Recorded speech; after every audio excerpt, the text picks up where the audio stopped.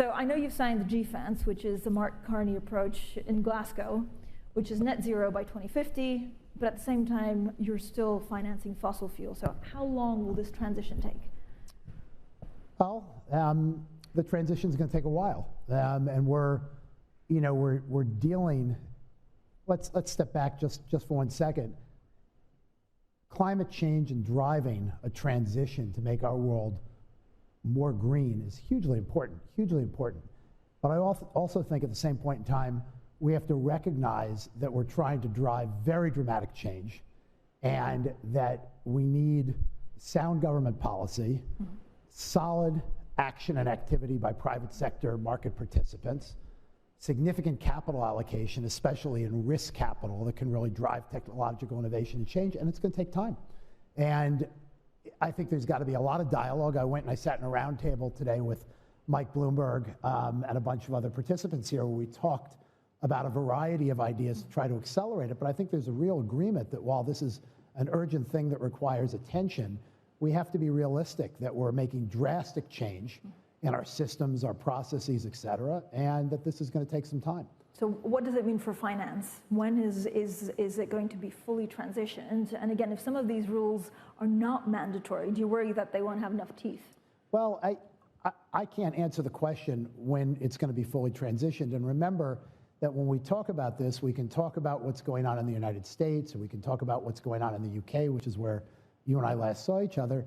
But what we're really talking about is what's going on the planet. And if you think about the developing economies and you think about some of the big economies in other parts of the world, we really have to make progress, broadly around the world. So obviously I think about the United States where I'm from, but I think about China, and I think about India, and I think about Indonesia, and I think about Vietnam, and I think about Brazil.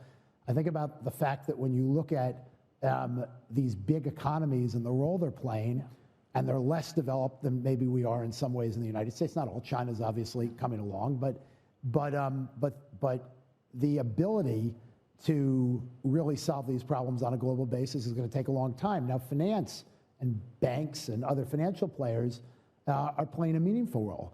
Capital allocation's changing. I think one of the things that's having a big impact on markets is institutional allocators of capital are demanding different things from the companies they invest in, and they're thinking differently about the way they deploy capital, and that's having an impact.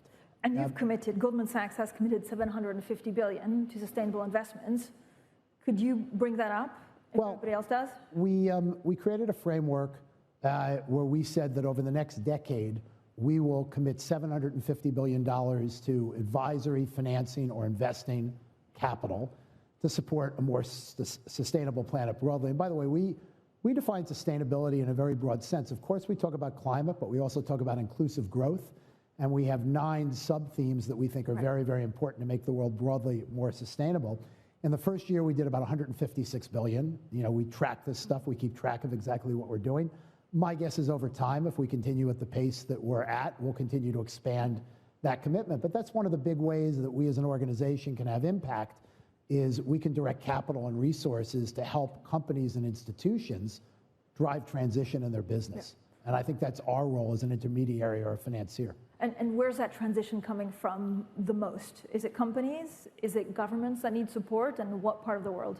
Well, I think I think that there are a handful of things that come up in every discussion that I have with a government, with a corporation, or an institution. And one of those things is climate transition. And so this is a topic that is front and center for all at the moment, and it's coming up in everyone's conversations. I think there are companies and institutions that have a more urgent take on it. I think institutional capital, very aggressive in Europe, moving more to the United States. So there's a different level of intensity in these discussions depending on where you are. But I think the world is coming to terms with the fact that we all have to be investing in the future. And if we don't invest in the future, if we don't plan and think about how we're going to transition our businesses, that ultimately we put our businesses at great risk and our society at great risk. And is this only because we're seeing, the economic recovery and things are looking brighter and the markets are going higher? Or do you think there's real commitment to go through this transition no matter what? Well, I think the commitment's real. I don't think this is a function of the market environment. I think the commitment's real. I think sometimes we get caught in a lot of, high-level conversation, and that distracts us from the hard work on the ground, the blocking and tackling and the hard work on the ground, the investments that have to be made, and the need for, thoughtful process. I mean, transition is just that. You can't have a transition without a process. So I don't think this is a moment in time. I think this is real. And if we do a good job, we'll make it more sustained, and we'll have a chance of accelerating it, improving the timeline perspective that we currently see. When you look at the economy and you look at the markets, apart from inflation, what do you worry about? Well, I think that we're at a complicated time, because we normally don't have an event like a pandemic that forces us to shut down economic activity, so quickly and so randomly. So we generally don't turn the light switch off and then try to turn it back on. And when we turned it off, it was like a light switch. We went flick. Now it's like a dimmer, and we're turning the dimmer up and slowly bringing the lights back up. And it's not a straight line. Obviously, the impact of the pandemic and the path out of the pandemic is different in different parts of the world and in different locations. And governments in different places are taking different actions based on their own perspective, based on their own experience.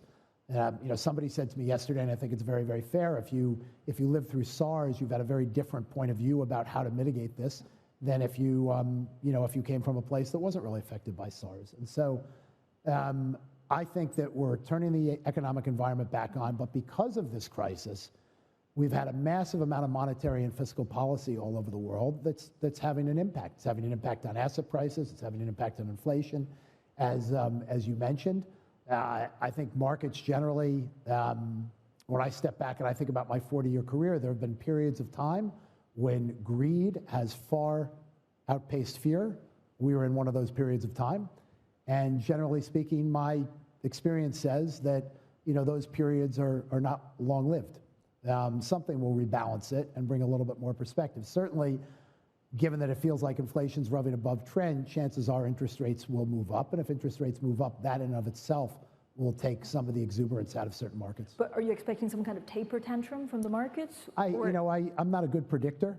I've never thought of myself as a good predictor, but I certainly feel like the market anticipates higher rates at this point in time. The question is how much, how quickly. I don't think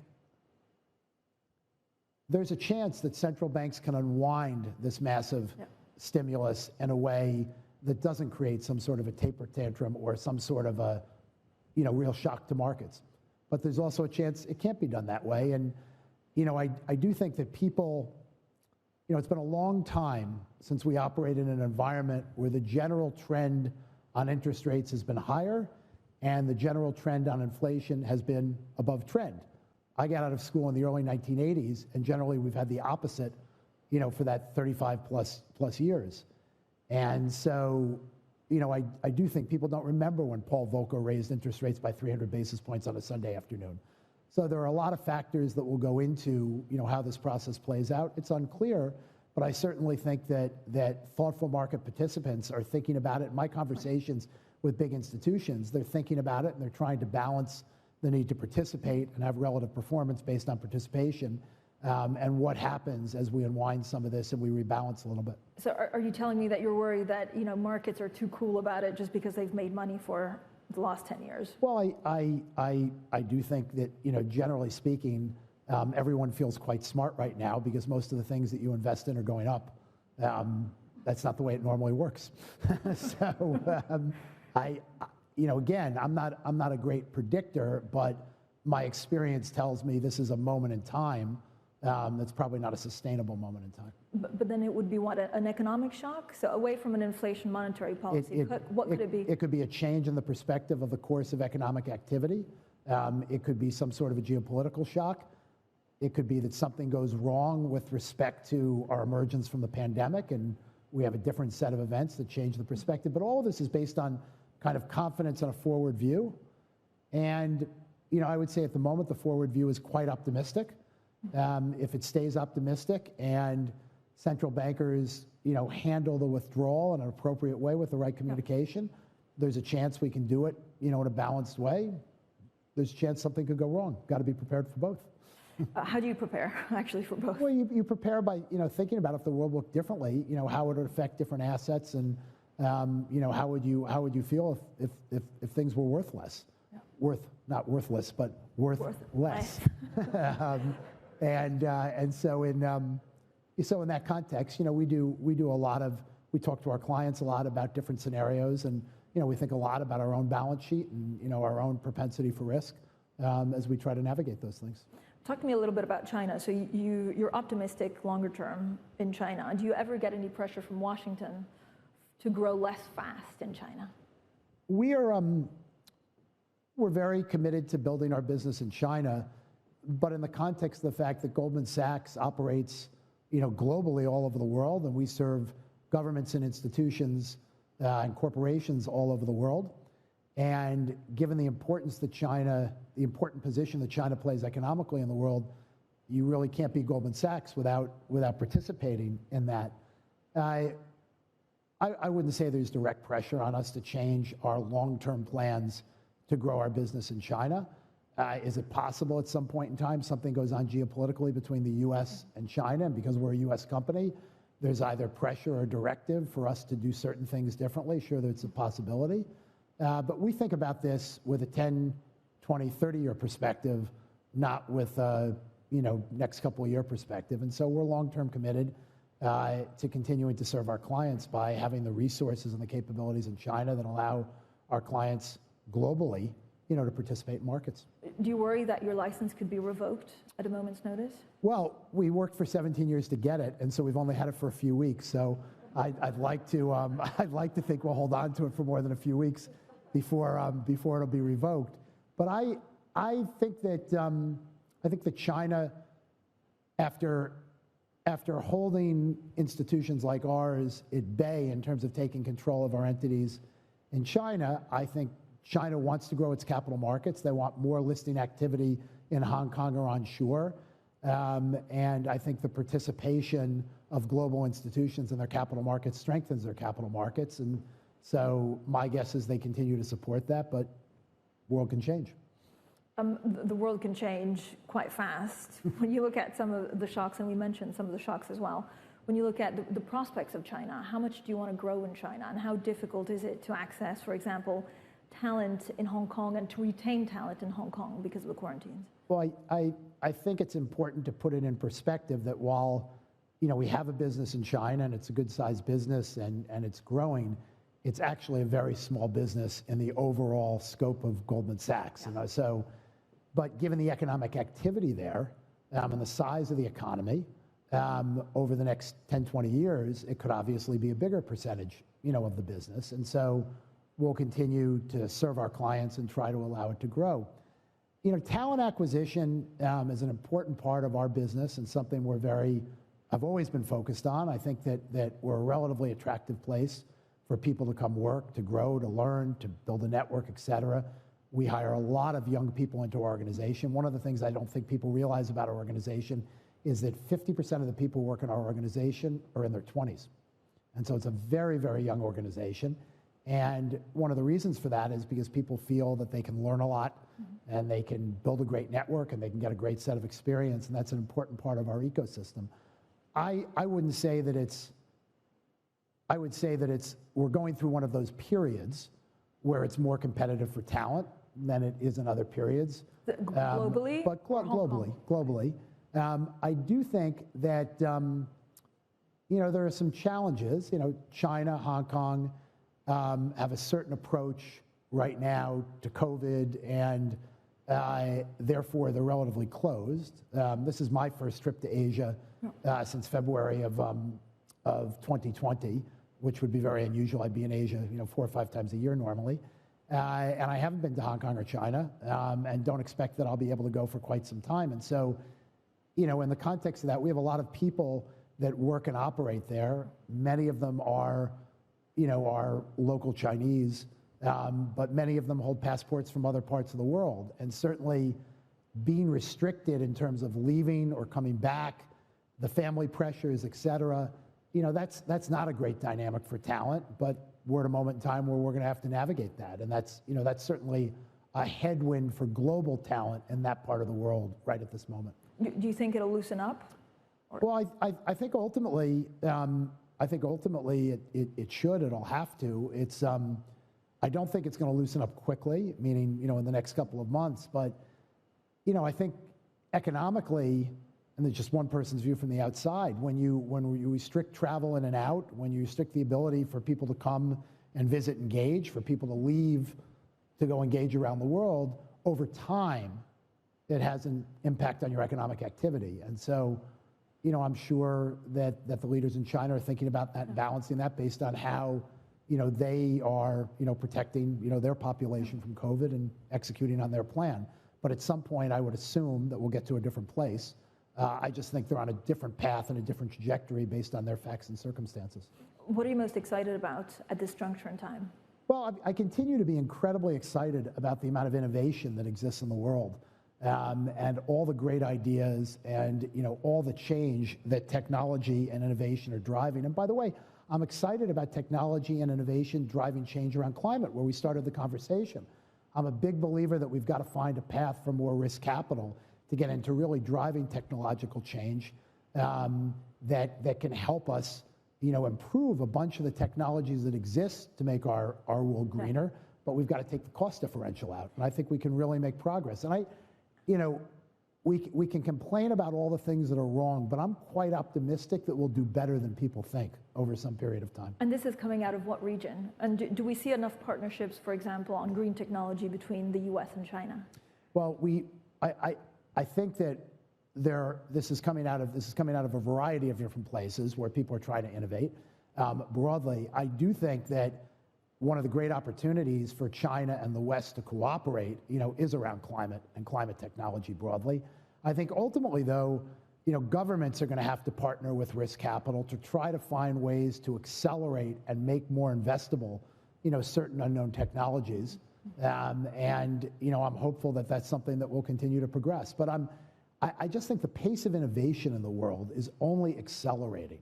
And that's extremely exciting. And some of the changes that are coming, think about these vaccines are an absolute miracle. They're an absolute miracle in the pace of change and what those vaccines and the technology behind those vaccines can do for other health issues and how we can continue to make progress on a whole variety of issues in the health and bioscience space. Just gives me a lot of optimism about the direction of travel. Does it change our composition of the economies to a point where actually, that could be a market risk, disruption coming? Well, it's life expectancy is a positive for economic growth. The more we can improve health and well-being in the world, the more we can get people around the world to participate because of their health and well-being or also extending life, that drives economic growth and economic activity. So, over time, there's lots of opportunity for growth in the world if we continue to make technological progress and continue to advance. And I'm just always, I'm a glass half full guy. I worry as a manager of our organization, I worry about what can go wrong a lot, but I don't wake up every day worrying about what can go wrong. I wake up every day being optimistic about what can go right and then try to mitigate the things that will go wrong along the way. What do your employees ask you the most? I know they've had, record bonuses? I think the best bonuses. Well, we haven't paid any bonuses yet because we pay people at the end of the year after the year is over based on our performance. Certainly because our performance is good, compensation will increase this year because we're pay for performance-based business the way our business model works. But, our employees are focused on the things I think most employees are focused on today. First and foremost, they're focused on their health and their safety and their well-being. And I think one of the things that's been very challenging about COVID is just kind of the isolation of society. Generally, I think people are social animals. People want to be out. They want to be with other people. I hear it from our employees. They want to socialize. They want to connect. We're doing, depending on where you are in the world, we've got, a reasonable amount of people back, participated in the office. But first and foremost, people want to be working hard. They want to be motivated. They want their families safe. They want their own, safety, security, and health. And so, we spent a lot of time, focusing on that for our organization broadly. Secondly, our employees are interested in what's going on in the world and how Goldman Sachs as an organization is contributing positively to that. And I think all organizations, today have to be able to really articulate how they're trying to contribute to moving the world forward, moving our society forward. And our employees care a lot about that. I think employees, everywhere care about those things. David Solomon, thank you so much. Absolutely. My pleasure.